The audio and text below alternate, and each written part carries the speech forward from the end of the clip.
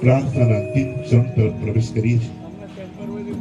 હે નાથ, જોડી હાથ પાએ પ્રેમથી સહુ માંગીએ, શરણું મળે સાચું તમારું એ જ હૃદયથી યાચીએ.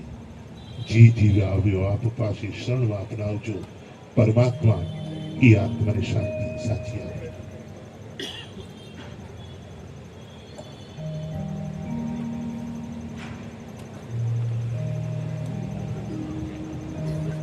અંતિમ ચરણની અંદર પ્રવેશ કરી તે પહેલા થોડોક સમય છે.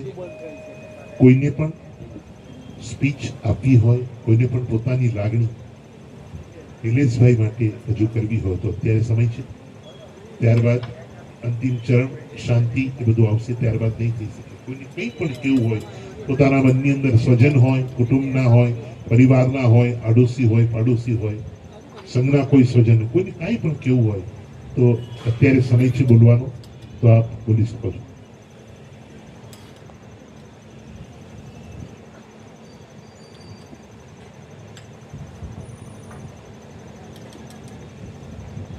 કારણ કે ઘણીવાર આપણને કેવું હોય પણ સમય નથી હોતો, તો અત્યારે 2-5 મિનિટનો સમય છે.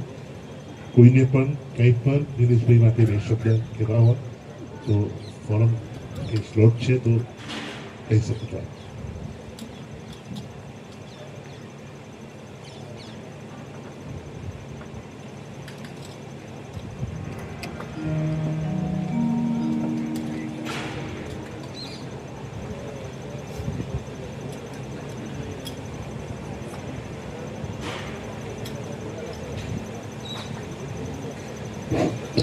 જય જીરેન્દ્ર.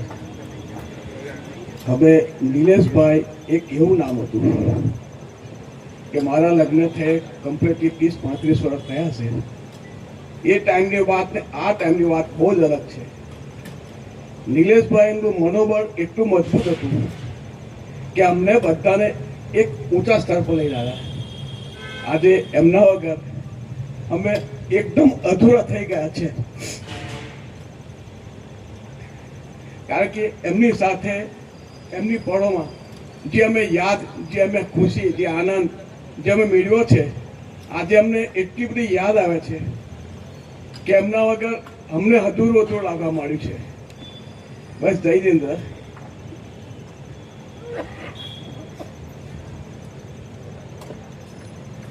ત્યારબાદ કોઈને પણ રજૂ.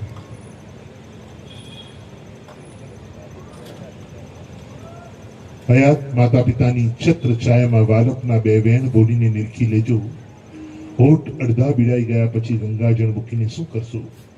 અંતરના આશીર્વાદ આપનારને સાચા હૃદયથી એક ક્ષણ ભેટી લેજો. હયાતી નહીં હોય ત્યારે નતમસ્તકે છબીને નમન કરીને શું કરશો? કાળની થાપટ વાગશે, અલવિદાય થઈ જશે. પ્રેમાળ હાથ પછી તમારા પર કદી નહીં ફરે. લાખ ઉપાય કરશો તે વાત્સલ્યનો લાભો નહીં મળે.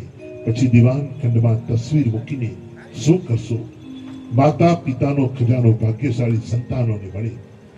68 તીર્થ તેના ચરણોમાં, બીજા તીર્થના ફરશો. સ્નેહની બરતી આવીને ચાલી જશે પળમાં.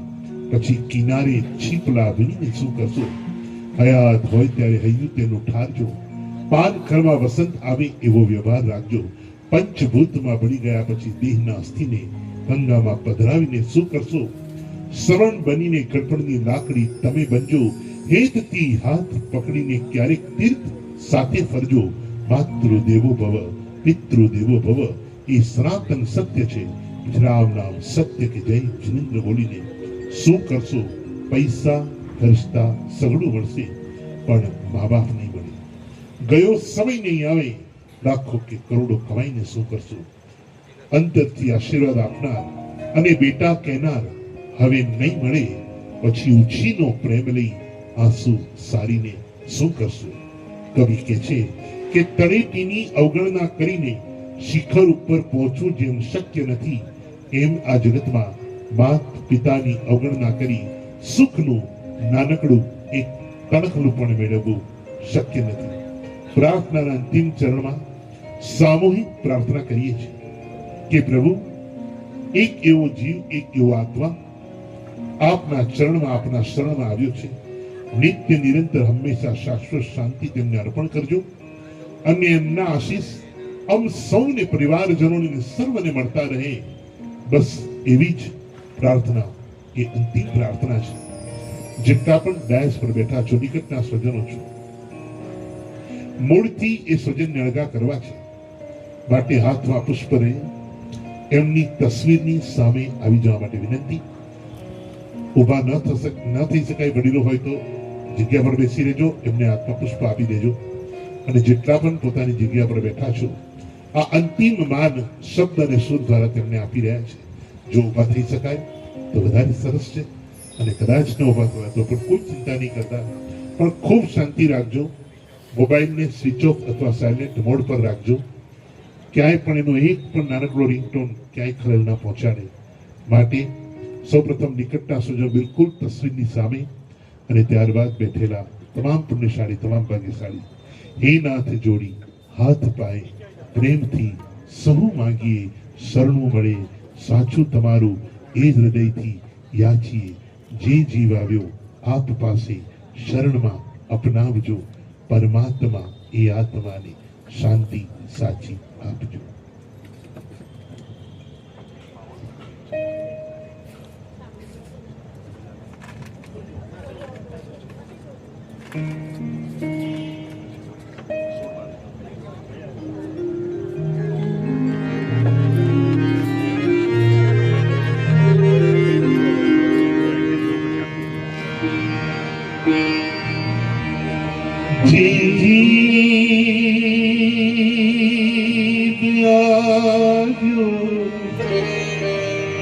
आप पासे जे जीव आव्यो, आप पासे शरण में अपनावजो, परमात्मा ए आत्मा ने शांति साची आपजो. नाथ जोड़ी हाथ पाए प्रेमથી સહુ માગે, શરણો મળે સાચું તમારું એ હૃદયથી માંગીએ. જે જીવ આવ્યો આપ પાસે શરણમાં અપનાવજો, પરમાત્મા એ આત્માને શાંતિ સાચી આપજો. परमात्मा की आत्मा में शांति साची आपजो.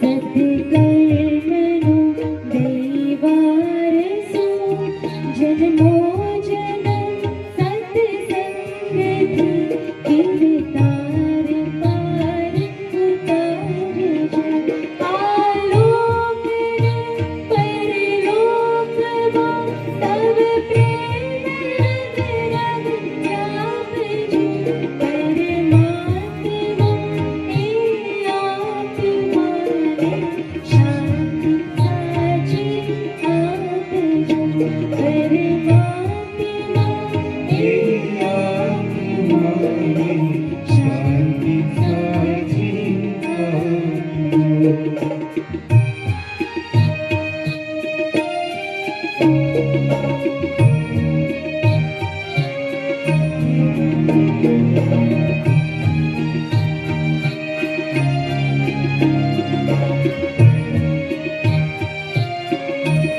मेरे मोक्ष की सुख स्वर्ग आशाओं रे एवी नथी जो देह दुर्लभ मानवीनो भजन करवा भावती साचो बतावी सुख प्रभु जी गुजर गरवा व्याप जो परमात्मा ए आत्मा रे शांति साची आप जो परमात्माए आत्मा रे शांति साची आप जो परमात्मा ए आत्मा रे शांति